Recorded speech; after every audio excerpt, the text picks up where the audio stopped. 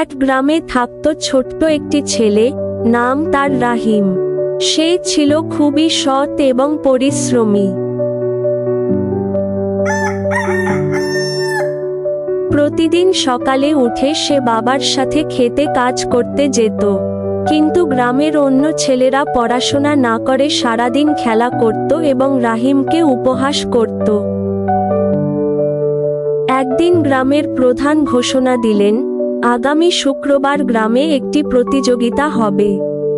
যার কাজ সবচেয়ে সঠিক ও পরিশ্রমী হবে, সে পাবে একটি পুরস্কার।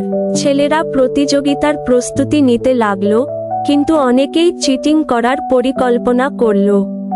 শুধু রাহিম মন দিয়ে কাজ করে গেল, নিজের ওপর।